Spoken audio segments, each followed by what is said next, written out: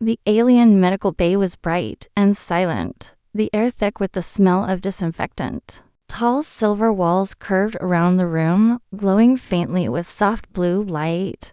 In the center, on a smooth white bed, lay the strangest patient the doctors had ever seen, a human soldier named Jack Mason. His uniform was torn in several places. Dried blood stained the fabric. His left arm hung at an odd angle, and bruises covered his skin in deep purple patches. Yet Jack was awake, his eyes half open, watching the ceiling as if nothing was wrong. 3 alien doctors of the Valari species stood around him.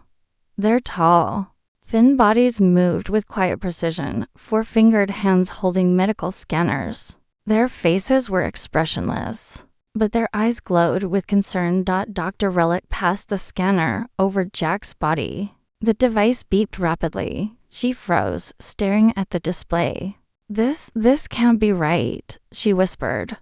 Dr. Theron stepped closer. What does it say? Relic turned the screen so they could see. 17 bone fractures. 4 ribs cracked.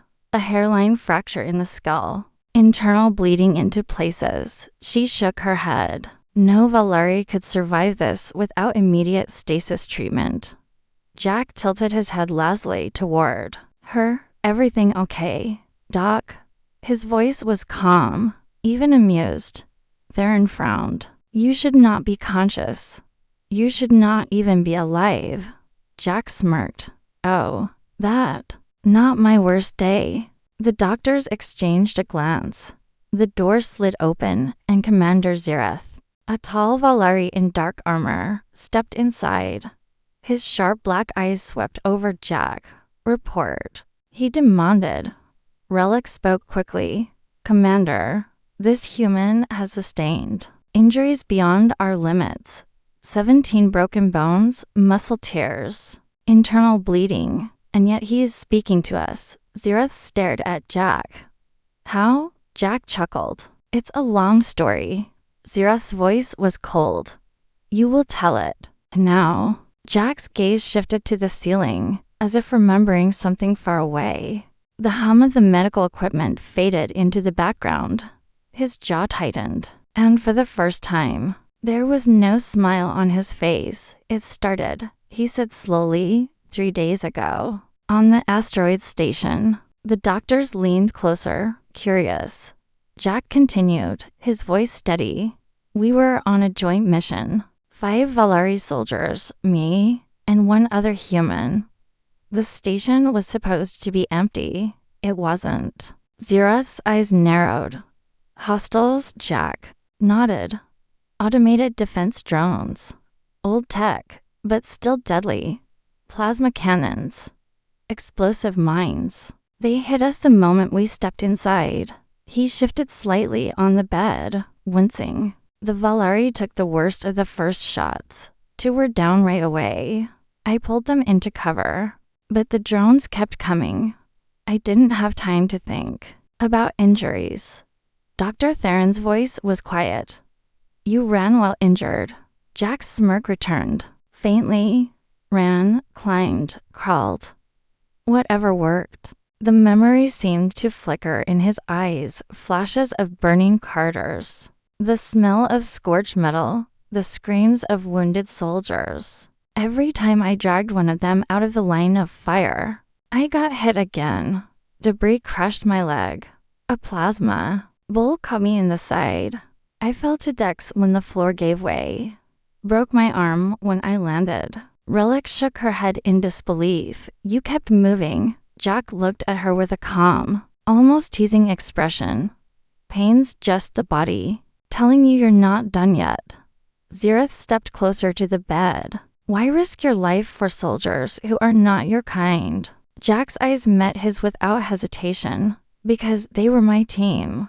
The room was silent. The only sound was the steady beep of the medical monitor.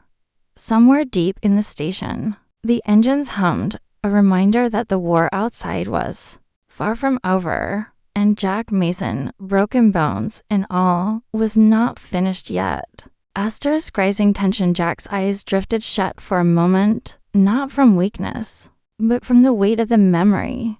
It was supposed to be a simple recon. He began. Get in, scan the station, get out. The Valari thought the place was dead. No power, no life signs. They were wrong.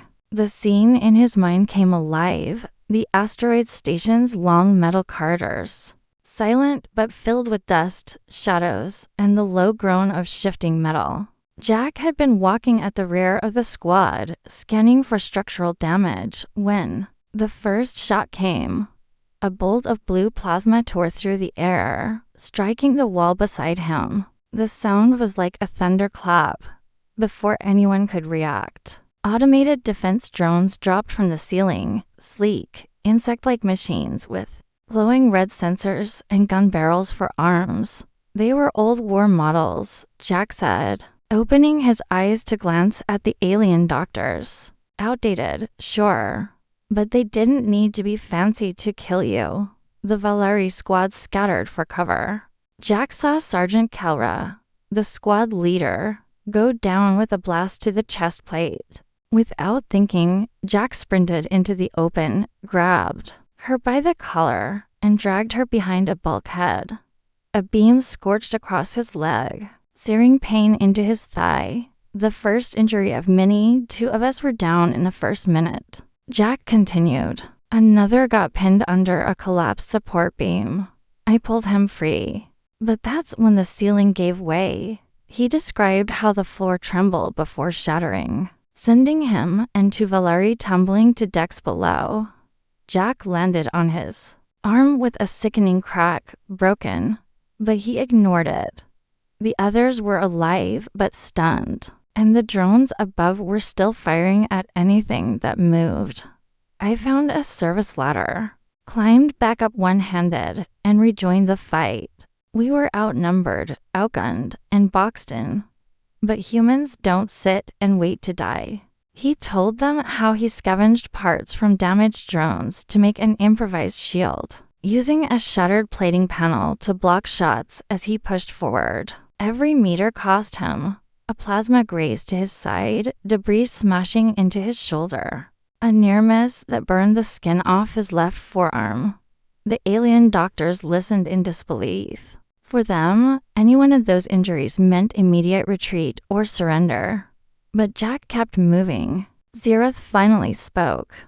Why didn't you order a retreat? Jack shook his head. Because we couldn't. The station's AI had locked the exits. And if we didn't shut it down, the drones would follow us all the way back to the ship.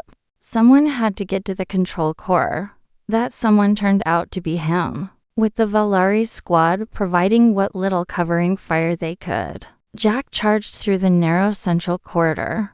Drones swarmed, filling the air with deadly blue bolts. He smashed into them with the plating shield, swung metal pipes like clubs, and shoved them into walls until their cores sparked and died. Finally, he reached the control room. A massive power conduit glowed in the center, feeding energy to every defense system. Jack yanked loose a heavy cable and jammed it into the main circuit board. Sparks exploded, the lights flickered, and the drones all collapsed at once. When it was over, Jack said quietly, I was barely standing. My ribs felt like they were on fire. My vision kept going black. But when I saw the squad alive, it was worth it. Relic, the doctor who had first scanned him, looked almost angry. Worth it. You came back with 17 broken bones. Jack smiled faintly. Bones heal. People don't. If you leave them behind. The medical bay fell silent again. Outside, the deep hum of the Valari ship's engines reminded them they were far from safe, and that Jack's story wasn't over yet. Human courage. Jack's story ended, but the room was far from quiet. The alien doctors exchanged silent glances, their faces a mix of disbelief and something else. Respect. Commander Zeroth stepped closer to the bed. You should not have survived. Even now, our medics say your body is at the edge of collapse. Why do you humans push yourselves past the point of reason? Jack let out a slow breath, his voice calm but firm. Because if someone's counting on you, you don't stop. Not until they're safe. Pain, fear, those are just noise. The mission matters more. Zira's eyes narrowed, but his tone softened. You saved my soldiers. Without you, the Valari squad would have been lost. That makes you unusual for your kind. Jack chuckled faintly. Funny, back home, they say I'm stubborn. Before Zareth could reply, a soft alarm beeped on the medical console. Dr. Relic moved quickly, scanning the display. Commander, we have incoming. Multiple Dravik warships. They will intercept in 12 minutes. Zareth's expression hardened. The station must have sent a distress signal before it was destroyed. Jack swung his legs over the bed, ignoring the doctor's protests. Then we don't have time to argue. Relic's voice rose. You can't move. You have 17 fractures. Jack stood, swaying slightly, but his eyes were steady. Yeah, and I can still shoot. Zareth studied him for a long moment, then gave a slow nod. Very well, but you will not fight alone. Minutes later, the hangar deck was alive with activity. Valari soldiers loaded weapons, secured armor, and prepped small interceptor craft. Jack, his arm in a brace and his side, wrapped in fresh bandages, strapped on a rifle harness. Every movement hurt, but he didn't show it. When the first Dravik ships broke through the darkness of space, the alarms howled. The Valari interceptors launched like silver arrows. Streaking toward the enemy, Jack took position at a gunnery, stationed inside the ship's forward battery. The battle outside was chaos. Blue plasma streaks lit the void, explosions blooming like fiery flowers. Jack's hands moved fast over the controls, targeting enemy fighters with deadly precision. Every shot sent a jolt of pain through his battered body, but his focus never wavered. A sudden impact rocked the ship. The Valari gunner next to him was thrown from his seat, unconscious.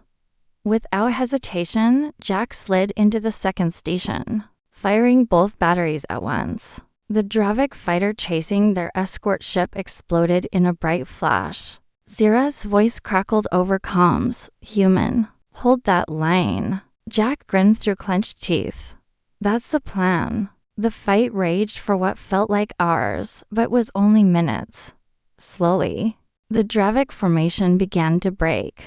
Their ships, damaged and outmaneuvered, retreated into the darkness. The Valari vessel held steady, its crew exhausted but alive. When the last enemy signal vanished from the sensors, the hangar erupted with cheers. Soldiers clapped each other on the back, relief washing over them. Zirath approached Jack, who was leaning against a bulkhead, breathing hard but smiling. You fought with honor. For that, the Valari will not forget you. Jack shrugged. I didn't do it for medals.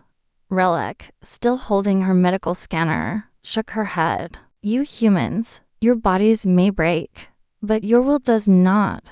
Jack's smile turned faint but fierce. That's the thing about us. You can break our bones, but not our spirit. The commander extended his hand, a rare gesture among the Valari. Jack took it firmly. As the stars stretched endlessly beyond the hangar. One thing was certain. The Valari now knew that humanity's greatest weapon wasn't their technology or numbers. It was their refusal to give up, no matter the cost.